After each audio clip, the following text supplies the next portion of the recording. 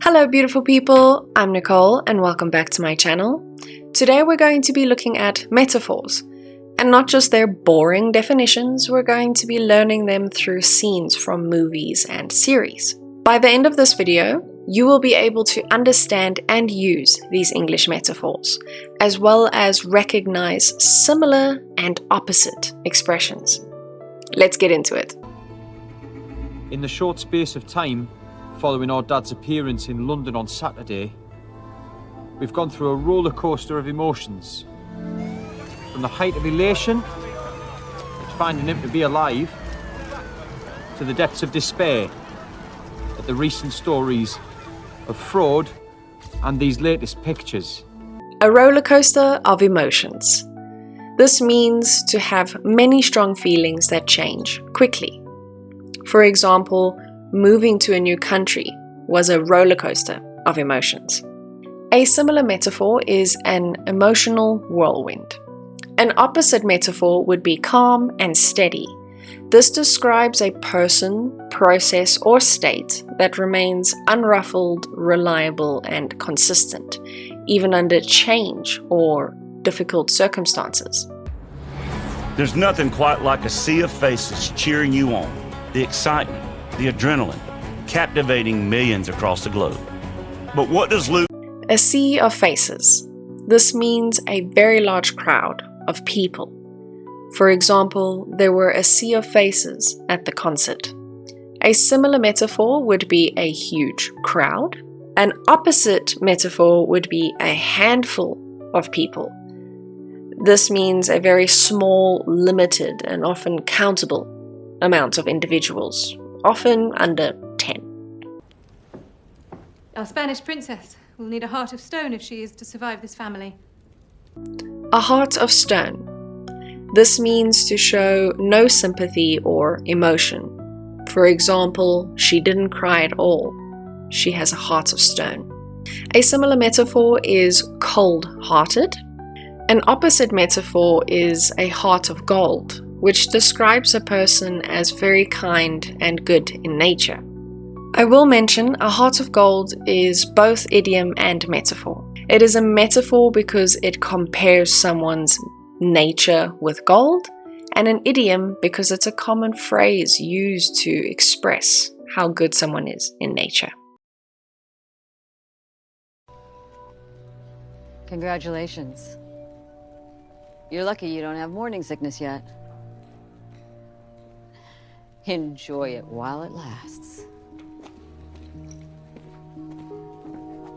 The witch was right. What was that? Nothing. It just goes to show you that even in our darkest hour, there is always a ray of hope. A ray of hope. This means a small sign that something may improve. For example, the new treatment gave patients a ray of hope. A similar metaphor is a glimmer of hope. An opposite metaphor to this is hopeless situation, which means a circumstance that has no path to a positive outcome. All the world's a stage, and all the men and women merely players. As said by Shakespeare, the world is a stage. This means that life is like a performance and people play roles. For example, in business, sometimes it feels like the world is a stage. A similar metaphor is life is a performance. And an opposite metaphor to this would be your true self. This means being honest with yourself, your feelings, truth, desires, and dreams. No, I'm a night owl. What? A night owl. This means someone who generally stays up late.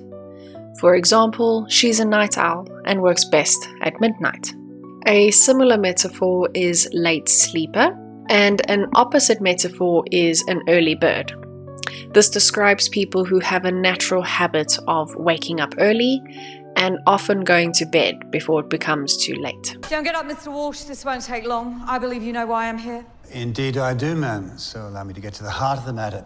Setting aside your obvious upset at the unfortunate mix-up, it is my duty to remind you that your role as Queen, while... The heart of the matter. This means the most important part of something. For example, the heart of the matter to their divorce was poor communication. A similar metaphor is the main point, and an opposite metaphor is irrelevant information. In the context of a metaphor, it refers to information, imagery, or characteristics present that do not apply to the main topic. Alright, so those are the metaphors we're covering today, but now it's your turn. I want to know, which one is your favorite? Use it in a sentence in the comment section below. I'd love to see what you guys come up with. Be cool, not a fool. Subscribe for more English tips, and if you'd like one-on-one classes, you can scan the QR code on the screen or click the link down in the description to book classes with me. You can also practice these metaphors in a real conversation with me. I'll help you sound more natural and confident. I'll see you next time.